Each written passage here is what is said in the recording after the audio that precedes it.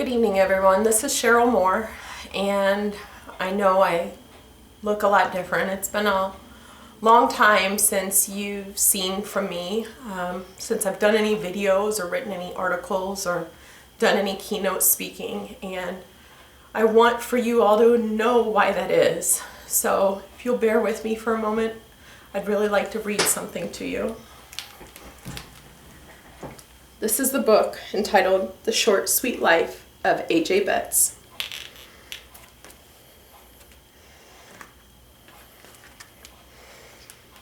You'll have to forgive me, I'm shaking a little bit.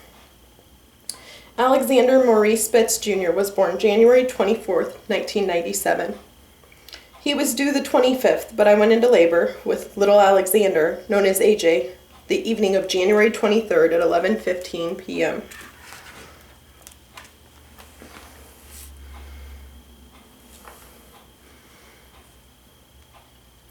AJ was born with cleft lip and cleft palate. The Shriners Hospitals for Children helped him to look the way that he wanted to.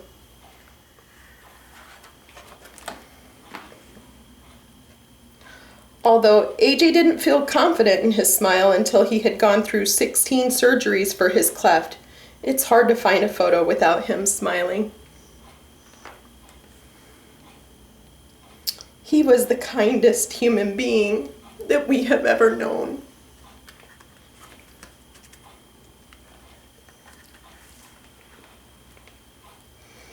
AJ was silly, friendly, loving, kind, fun, helpful, caring, and responsible. He enjoyed pepper jack cheeseburgers and milk. He had fun riding his bike and rollerblading. Blue was his favorite color. Rainbows, shopping, and music made him smile. He loved being tickled, playing with his puppy Pepperwinkle, and spending time with his family.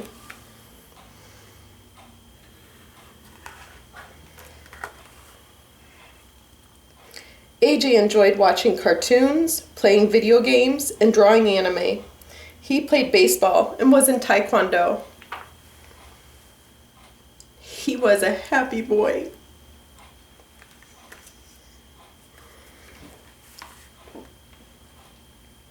He always seemed to be counting down to a date or an event that was important to him. He was smart, handsome, and talented.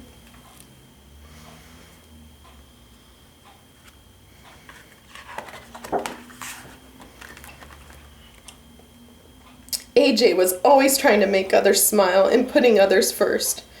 He was friends with everyone he met. He made everyone happy, especially his mommy.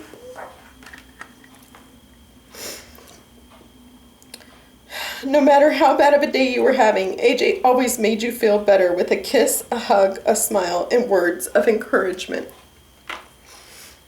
He was special, extraordinary.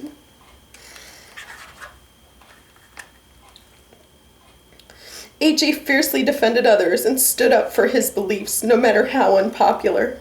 He was proud to be an individual.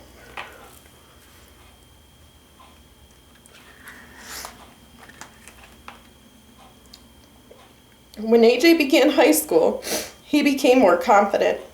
He was involved in band, drumline, speech club, and art. But drama and show choir were his life. He lit up the stage every time that he performed. AJ's favorite artist was Macklemore, and he loved watching the show Modern Family as well as Adventure Time cartoons. In high school, AJ realized that he was different. He was gay. Many students at his school began to bully him for his sexual preference.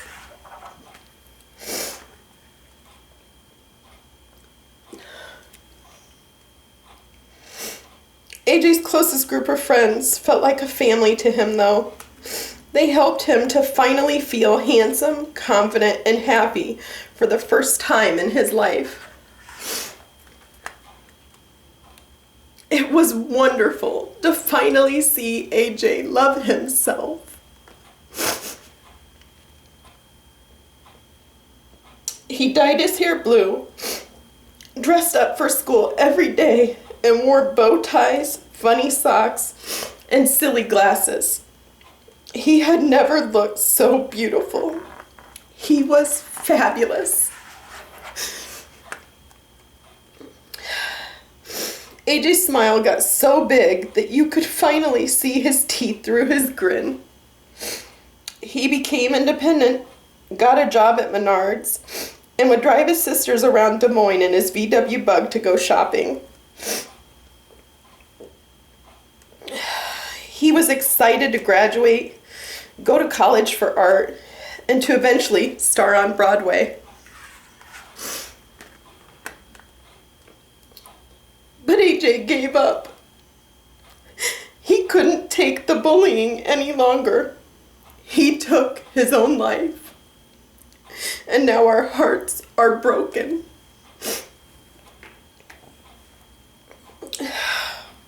Even in death, AJ gave.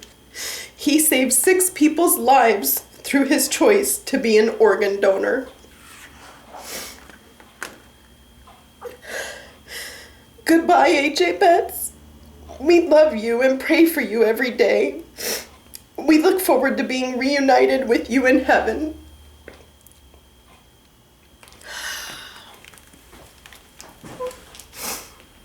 You'll have to forgive me for being upset. You see, AJ was my son. He was my first child, and he was my only son at the time that he died. Thank God that we have life insurance. I bought life insurance on all of my children when they were small so that I could use it to help pay for their college educations. I never conceived that I would need it to pay to bury one of my children, but thank God I had it because I didn't budget for my son to kill himself. A miraculous thing happened, and it helps to understand why I created this book. You see, my first marriage, which ended in divorce, gave me 3 blessings: AJ and his 2 beautiful sisters. But after my divorce, I remarried a man who was the first boy I ever kissed. We've been together almost 14 years now, and we tried for so long to have a child of our own together.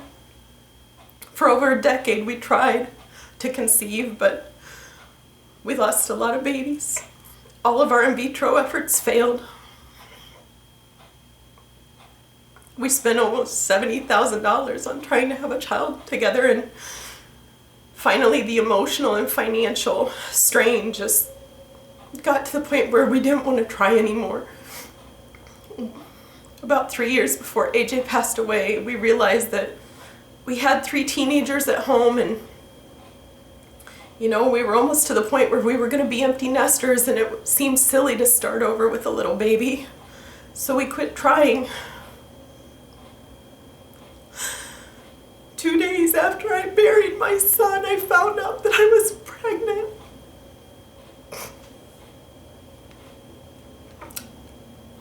Eight months after my son killed himself, I gave birth to a second little boy. We named him after his brother. His name is Jackson Alexander, and he's beautiful and healthy. This book is for Jackson Alexander because he'll never get to meet his big brother. I had to find a way to teach him about AJ. So I hope that you all understand why I've been gone. I've been very depressed, and although AJ's gone, my love for him isn't. So I still think about him every hour of every day. And it's hard to work sometimes, but I am getting better, and the depression is waning. And I've decided that although I've lost my mojo, I need to work hard on getting it back. So I'm hoping that this video can serve as kind of a bridge between that old depressed me and a new returning to normal me. Things don't get better when your child dies. but they do get easier a little bit at a time. And I just wanted all of you to know where I've been, but I also wanted to thank you all for your support, your love, your caring, and your prayers, because it feels very lonely. I'm so young and yet I've lost a child. I live in Des Moines, Iowa. This shouldn't happen here. And of everybody that I've ever known in my life, the last person that deserved to die is AJ. He never even had a boyfriend. But the kids relentlessly bullied him to the point where he felt like he had no other option. So thank you for understanding and sticking with me. And I want you to all know I appreciate your support and your love. And if you would just continue your prayers for me, I promise I'll be back. I am dedicated to helping all of you understand life insurance and annuities. And we've made a lot of changes at my business, even over the past 18 months while I've been grieving. Things are getting really cool in terms of the business. I'm just very, very grateful to have an awesome staff and wonderful clients. And I'm so thankful for everyone who supports us. So stay tuned and look forward to more from Wink and more market intelligence and Sheryl Moore. Thank you so much.